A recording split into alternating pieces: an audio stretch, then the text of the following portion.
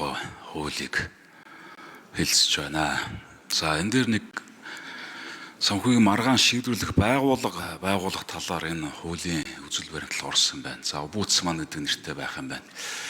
Эдийн засгийн байнгын хороогоос байгуулах юм байна. За хуучин бол одоо 3 шатны шүүхөр явдаг гэсэн бол одоо 4 шатны шүүхөр явдаг болно л гэсэн үг шүү дээ үндсэндээ, тийм ээ. Тэгэхээр эн чинь асуудал нь юу болох вэ гэхээр нөгөө нэг зээл олгогчийн гаргаж байгаа зардал тэр хэмжээгээр нэмэгдэнэ л гэсэн үг. Тэр нь юу гэсэн үг гэхээр нөгөө зээлийн хүү дахиад нэмэгдэнэ л гэсэн үг багхгүй юу? Яг одоо зүгээр муухарлан ойлгуул, тийм ээ. Тэгэхээр тэгээд энийг асуух гэдэг юм гэхээр яагаад энийг байгуулах болсон шалтгаан нь юу байх вэ гэдэг, тийм ээ. Яагаад хараат бусаар үйл ажиллагаа явуулна гэж итгэдэг байгаа. Одоо хэдэн улс төрчнөр тэрийг ингээ байгуулад явчихаар хараат бусаар ажиллана гэдэгт яагаад та тийм итгэлтэй байгаа юм гэдэг. Нэгдүгээр асуулт. Хоёрдугаар асуулт, энэ хууль батлагдсанаар өрсөлдөөнд орчныг бэхжүүлнэ гэдээ ярьсан байх юм. Тэгээд энэ яаж өрсөлдөөнд орчныг бэхжүүлэх гэдэг вэ? Энд чинь харин ч нөгөө нэг шатны маргаан шийдвэрлэх асуудал ингээ нэмэгдүүлчихээр нөгөө эргээгээд олгосон зээлээ олж авах хугацаанд тэр хэмжээгээр нэмэгдээд явна гэсэн үг. Тийм ээ? Тэгэхээр эргээгээд нөгөө зээлийн хүү алданг одоо юу вэ? Энэ зарлууд чинь бүгдээрээ нэмэгдээд явна гэсэн үг. Тэгээ яаж энэ одоо өрсөлдөөнд орчныг нэмэгдүүлэх гэдэг байгаа гэдэг асуулт, хоёрдугаар асуулт байна. Тэгээ гурав дахь асуулт нь бол сүм банк хоёр нэг зүйлээр ижил гэж ярьдаг. Тэр нь юу гэхээр итгэл дээр тулгуурладаг бизнес, тийм ээ. Тэгээ энэ хууль батлагдсанаар одоо энэ хэрэглэгчийн эрх ашиг, хэрэглэгчийн итгэл яаж нэмэгдэх гэдэг вэ? Санхүү хэрэглэгчийн эрх ашиг яаж хамгаалагдах гэдэг вэ? Гэдэг асуултууд байна. Энэ дээр хариулт авчаад ирээд тодруулъя. За хариулын ажлын хэсэг 4-р проо. Гавш гэсэн асуултанд хариулъя. За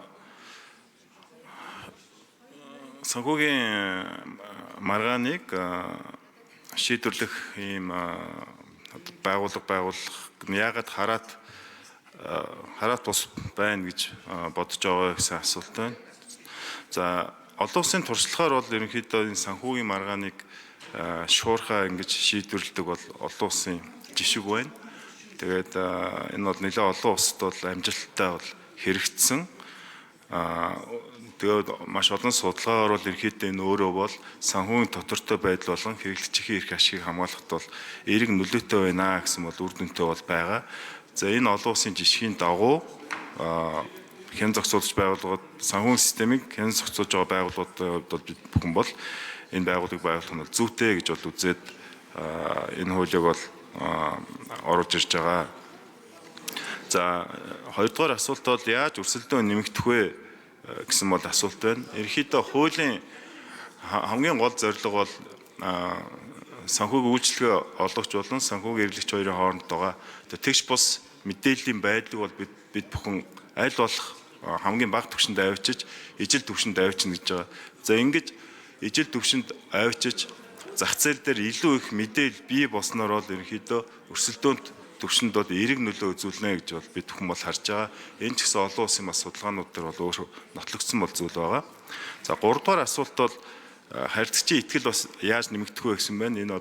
Энэ асуулт бол бас мөн 2 дахь асуултаа бас холбогдож байгаа. Ер нь бол аль болох зохицуулагч байгууллагын үүрэг бол аль болох зах зээл дээр байгаа тэгш бос мэдээллийн байдлыг л арилгах бол зорилготой. Тэгээ энэ аль болох бид нар энэ тэгш бос мэдээллийг бид бүхэн бага болгох тусам ерөнхийдөө тухайн зах зээлээр өрсөлдөөн нэмэгдэнэ, мөн тухайн системд итгэл бол нэмэгдэнэ. Ийм итгэл үнэмшилтэй бол энэ хуулийн төслийг бол бид нөхөө оруулж ирж байгаамаа.